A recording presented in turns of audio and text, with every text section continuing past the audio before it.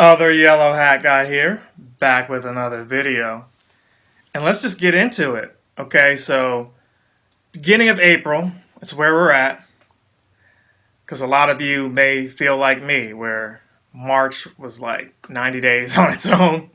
So much news going on just around the world, not just gaming only, but it just felt like it drug on. And here we are, just kind of being pushed into April, it seems.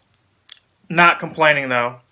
I know some people are, and a lot of that stems to, hey, uh, more layoffs, more bills that have to be caught up onto, and more delays. What am I talking about? The Last of Us 2 has been delayed indefinitely. I don't really know what that means, but it looks like what I told you weeks back. Certain games are going to get the Twilight Princess treatment. What do I mean by that? The Legend of Zelda Twilight Princess, it debuted on both the GameCube and the Wii. It was close to the end of the life cycle for the GameCube, but it was promised for so long, developed so long, they said, hey, we can put it on both.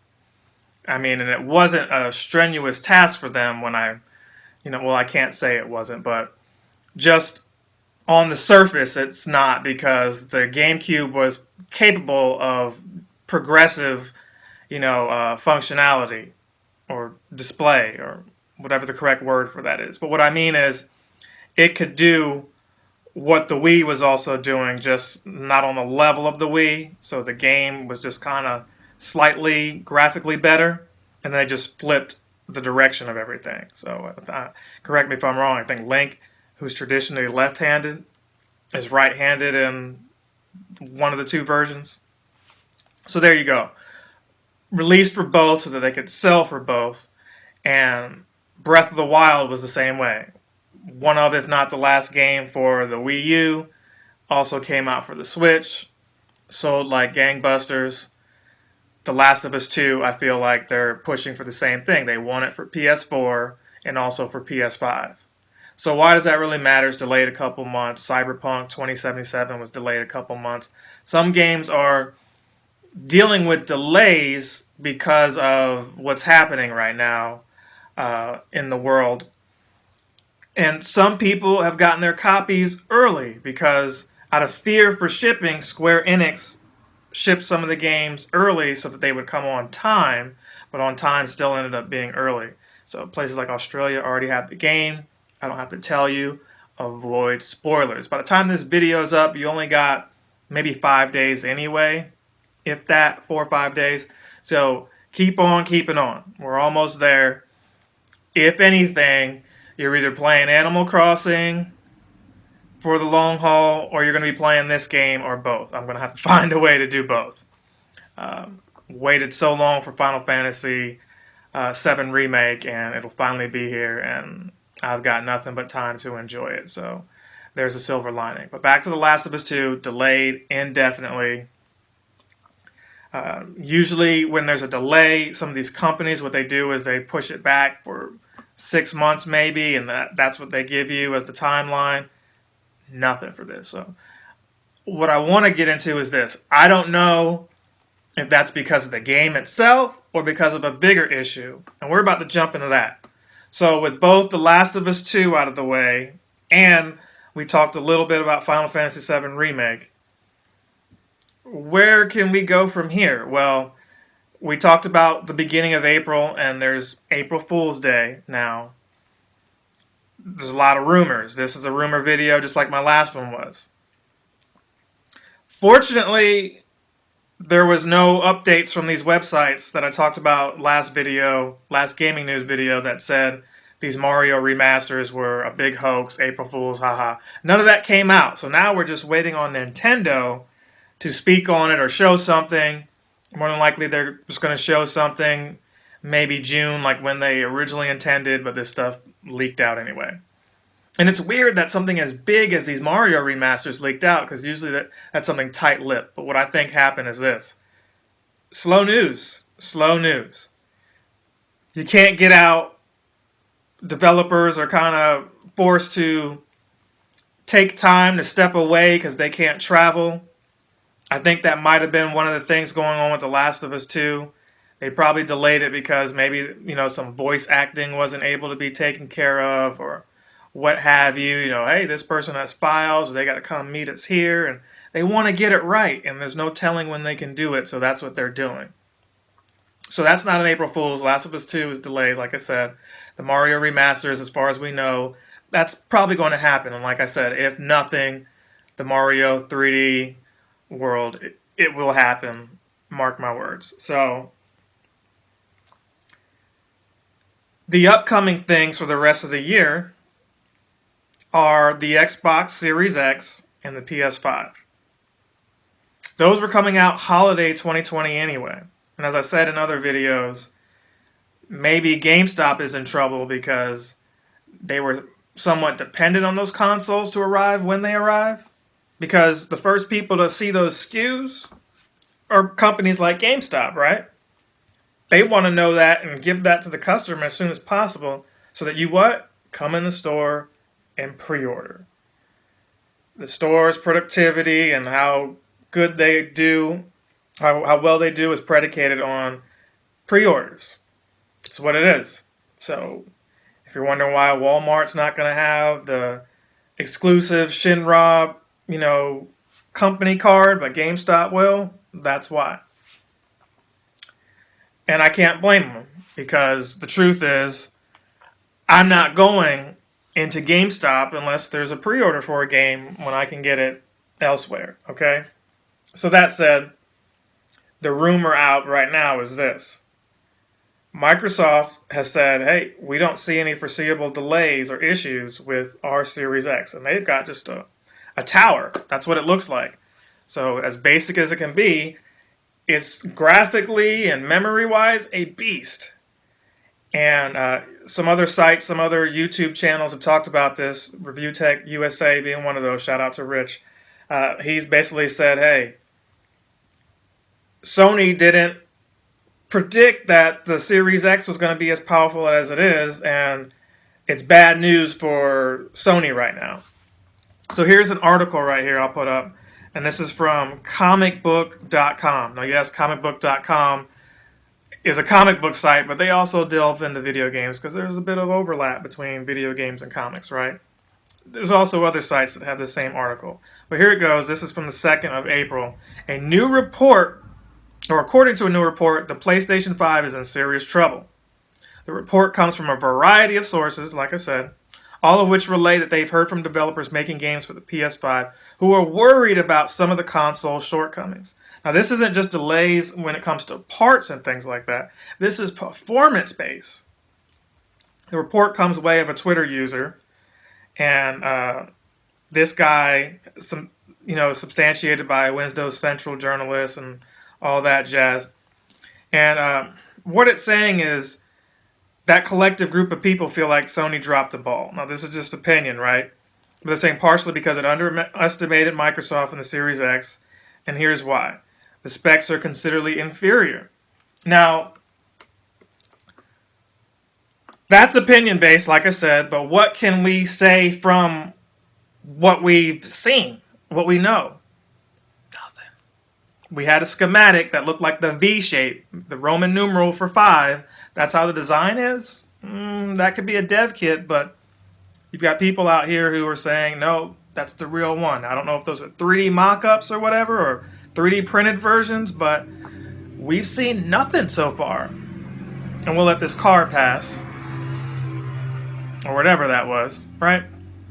We've seen nothing for the system. We've seen the logo, PS5, that's it, holiday 2020.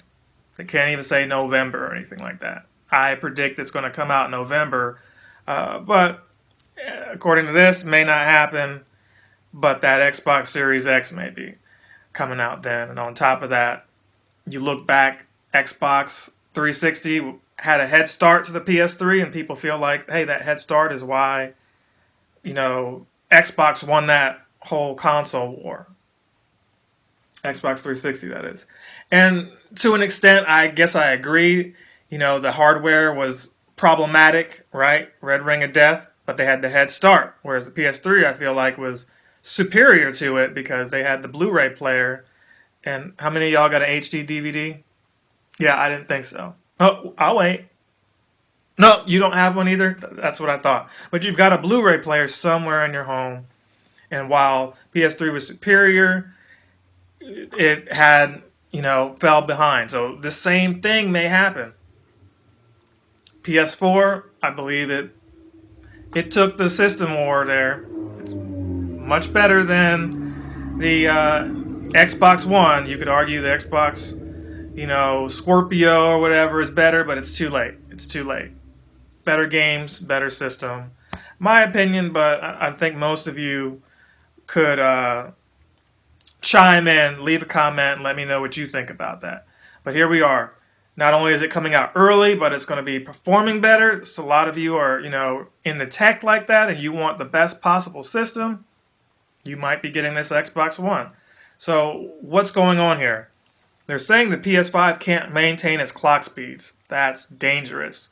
That could be even worse than a red ring of death. This could be you buying the system, and they know you bought it and it's faulty, and you sending it back so they can fix it and replace it with better tech. That's what could be happening here, because they're in a fork in the road. It's we delay it or we send them out as they are, and we come out with a pro model later, or we give people their money back. We hold it under warranty. So they can't maintain their clock speeds, which is causing severe overheating problems.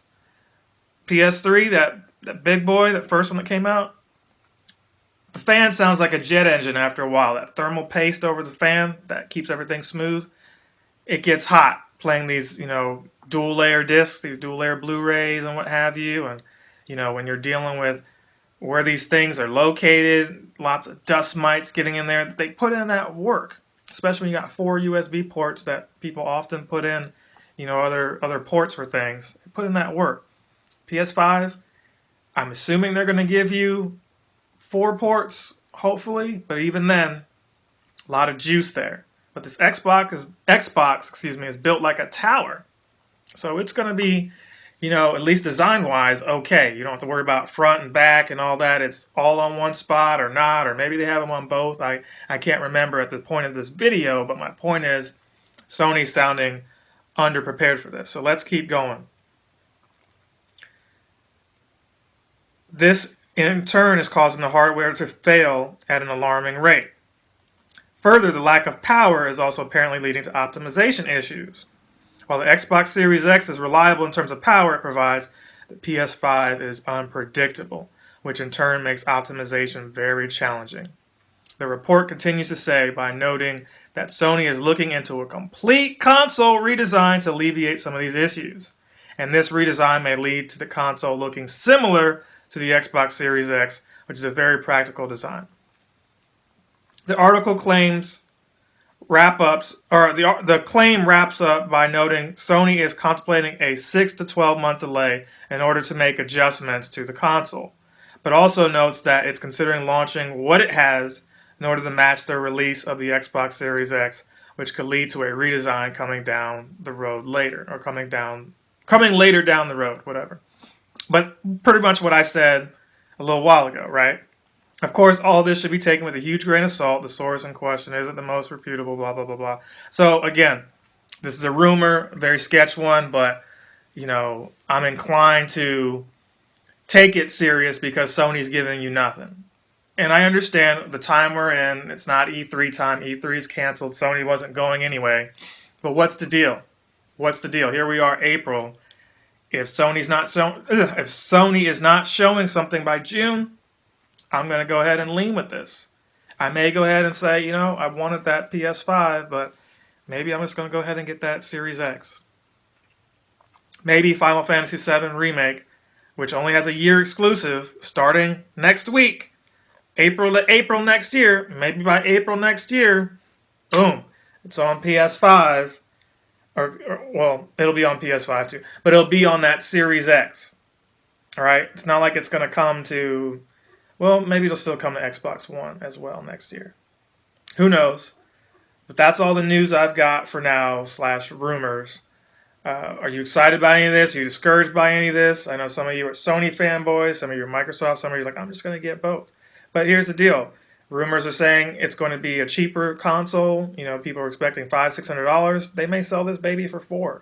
It's going to be at a loss anyway. This is customary for how a lot of these businesses work, especially with what's going on right now. I can't see them saying, "Hey, $800 console." Apple this fall, when things bounce back, maybe it'll be okay for them to say, "Hey, we got a $1,000 iPhone out here now," but I don't expect a lot of you to be flocking to them like you were last year. But what do I know? I'm just a guy in a yellow hat talking to a camera. That said, I'm going to wrap this up and end this video. What games are you playing? Are you still playing Animal Crossing? Are you playing Doom?